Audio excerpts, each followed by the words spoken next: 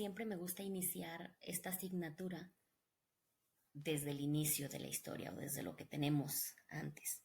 Entonces vamos a iniciar con los primeros años de vida del ser humano.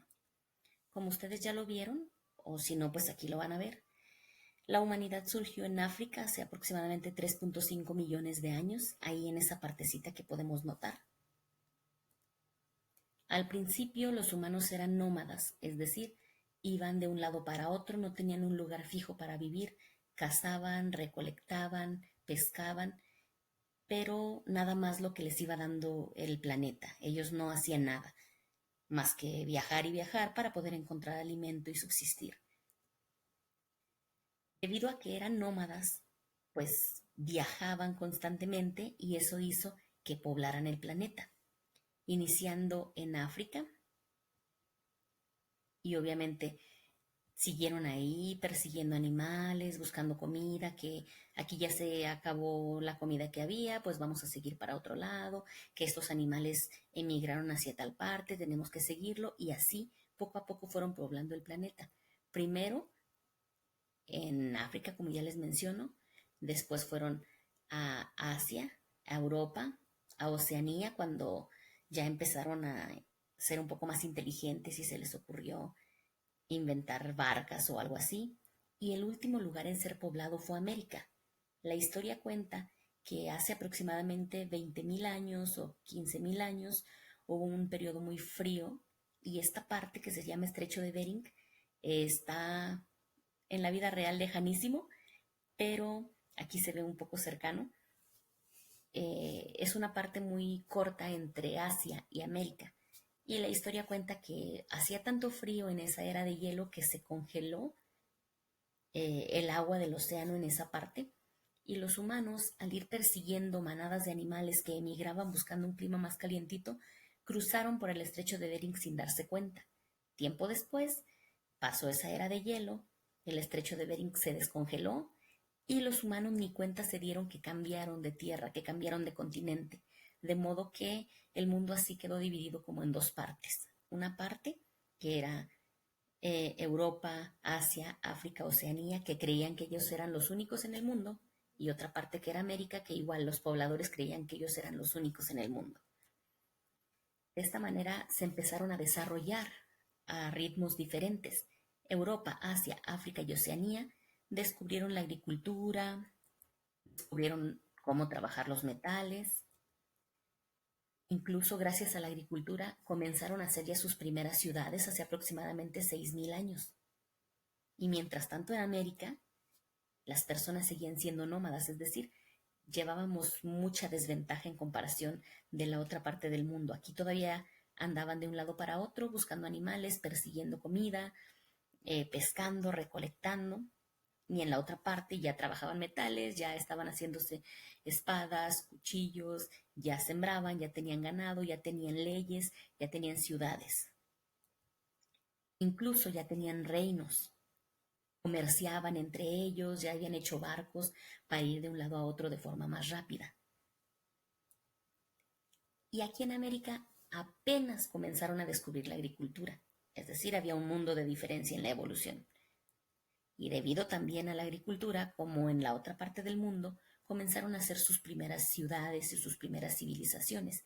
En este caso, estas son las que ustedes vieron en cuarto grado: toltecas, teotihuacanos, mexicas, olmecas, mayas, fueron los que se empezaron a hacer gracias a la agricultura.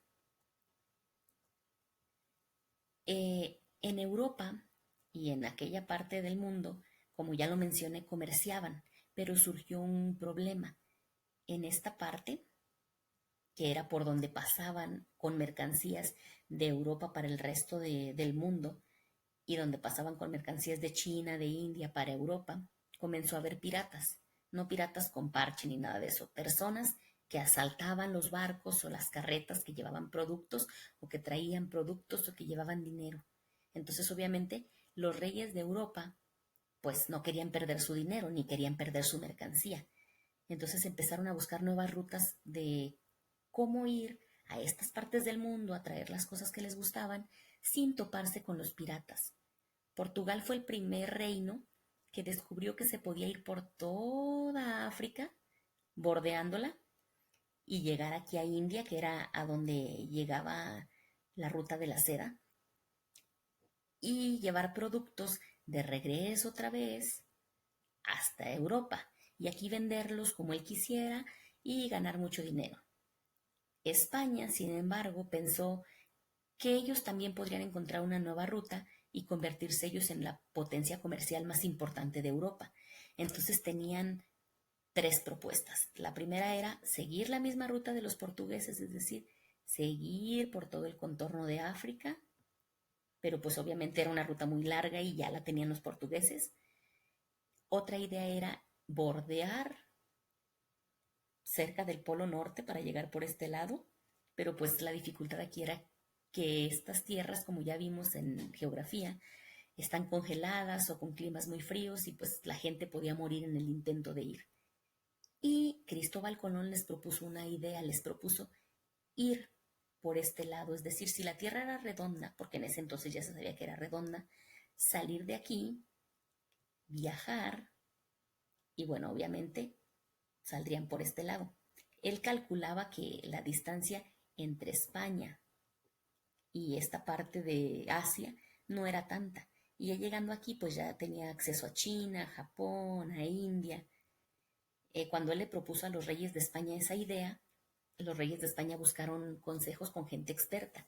Y la gente experta les dijo, pues que era una buena idea, pero que en realidad no se sabía qué tan grande era la distancia de un punto y otro, que el océano podía ser inmenso y podrías embarcarte y nunca llegar allá o morirte antes de llegar.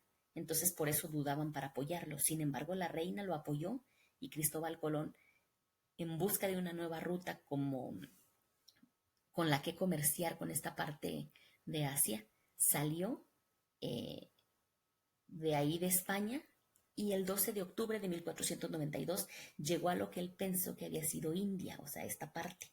Pero en realidad, como aquí estaba América, pero ellos no sabían, al viajar al oeste chocaron con América y él pensó que había llegado a la India.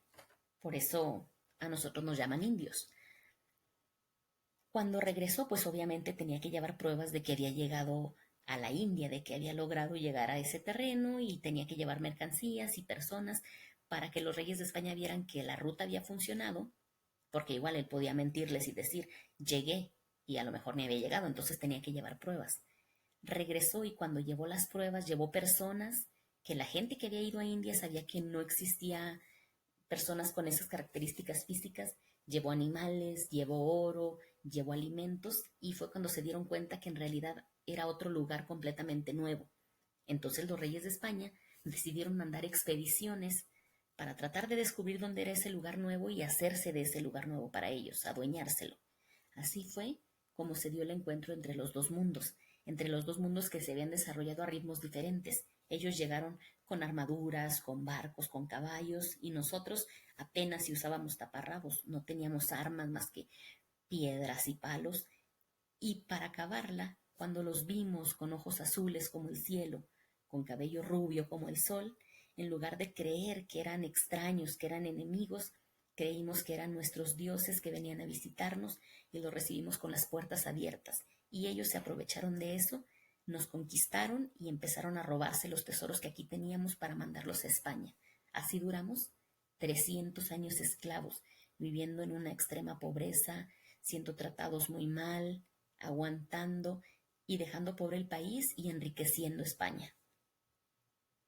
Hasta que un día un cura en misa, en lugar de dar misa, porque ni los ricos y los pobres tomaban misa juntos porque no eran de la misma categoría, en misa para pobres comenzó a conspirar en contra del gobierno de la Nueva España, que así era como llamaban a México. Comenzó a decir que por qué estábamos aguantando eso, que por qué seguíamos siendo tratados tan mal y aguantando si podíamos rebelarnos en contra del gobierno español y en contra del rey. Esta conspiración fue descubierta y así inició la Guerra de Independencia que duró 11 años. La inició Miguel Hidalgo, pero al poquito tiempo lo mataron pensando que con eso iba a escarmentar la gente y iba a dejar de querer hacer la guerra, le iba a dar miedo. Pero eso en lugar de asustar a la gente le dio más valor y los hizo pensar que entonces de nada servía que Miguel Hidalgo hubiera muerto por la causa de la libertad si le iban a abandonar. Muriendo Miguel Hidalgo, tomó el cargo José María Morelos y Pavón. Igual al poco tiempo lo mataron y el último líder en esos 11 años fue Vicente Guerrero. Vicente Guerrero era el líder de los insurgentes, que era como se llamaba el ejército de los mexicanos, y Agustín de Iturbide era el líder de los realistas, que era como se llamaba el ejército de los reyes de España. Y ellos fueron los que pactaron el fin de la guerra de independencia, es decir, se pusieron a pensar que todos eran mexicanos, que todos vivían en el mismo país, que todos ellos eran los que estaban muriendo, mientras el rey de España seguía ya gozando la buena vida, aprovechándose del oro que enviaban, y que pues en realidad los únicos que estaban perdiendo eran los mexicanos. Así es que hicieron un pacto, se citaron en un cerro que se llama Acatempan, y en ese cerro se dieron un abrazo con el que se volvieron amigos y decidieron finalizar con esa guerra que solo estaba matando personas del mismo país. Hicieron un plan para liberarse de la dominación de los españoles y ese plan se llama Plan de Iguala. En ese plan de Iguala manejaron 4 puntos básicos. Lo primero, dejar de ser de la colonia española, es decir, librarse de los españoles. Lo segundo, hacer de México una monarquía, es decir, tener un rey. Y ustedes se preguntarán, pues qué chiste tener otro rey si ya lo teníamos. Pero en este caso el rey no iba a hacer lo que le diera su gana. Era una monarquía constitucional. Iban a hacer un congreso, es decir, un grupo de personas, y ese grupo de personas iba a redactar una constitución donde dijera los derechos y las obligaciones de las personas y de los gobernantes. De esta manera, el rey no podría hacer lo que le dé su gana, sino que se tendría que regir por la Constitución. El tercer punto era pues que la religión católica tenía que estar en todo el territorio mexicano, y el cuarto punto es que a partir de ahora todos íbamos a ser iguales, todos íbamos a tener las mismas oportunidades. Hasta aquí, pues aparentemente ya somos independientes. Pero ¿qué pasa después de que nos declaramos independientes de España? Pues fracasó el plan de Iguala, es decir, España dijo, claro que no, México sigue siendo Nueva España, no es México, sigue siendo mi colonia en América, y claro que no le voy a enviar ningún príncipe porque yo sigo mandando ahí. El país estaba en muy malas condiciones.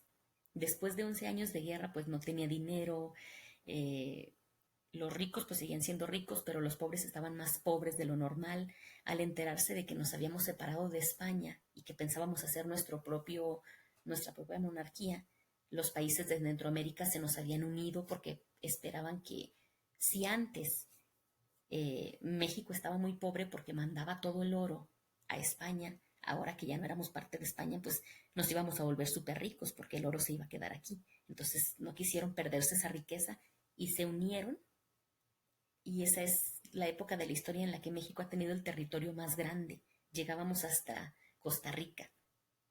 Entonces, pues el país era enorme y pobre. Entonces, ¿qué hicieron para solucionar eso? Porque mucha gente incluso ya se estaba arrepintiendo de haberse separado de España. Creía que estábamos mejor antes y que el habernos separado había sido un error. Entonces, ¿cómo lo solucionaron?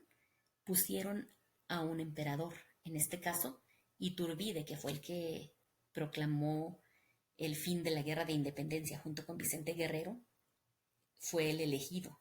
Y muy por debajo del agua, él sí quería. Él alentaba a las personas a que lo eligieran a él como emperador. Y así empezó el primer imperio. Sin embargo, mucha gente lo admiraba como líder político, como militar, pero no lo quiso como gobernante. Entonces fracasó el imperio también. De esta manera, Iturbide tuvo que renunciar porque no lo apoyaba nadie. Y al fracasar el imperio, decidieron que México no sería una monarquía, sino que sería una república. Y fue declarada una república federal. Más adelante vamos a ver qué opciones tenían de república. En este caso fue declarado como una república federal, es decir, iba a tener un presidente, se iba a regir por una constitución, iba a estar dividido en estados y cada estado iba a poder tener su propia constitución siempre y cuando ésta no interviniera con la constitución de todo el país. Por lo tanto, México se convirtió en una república federal y se hizo la primera constitución política el 4 de octubre de 1824.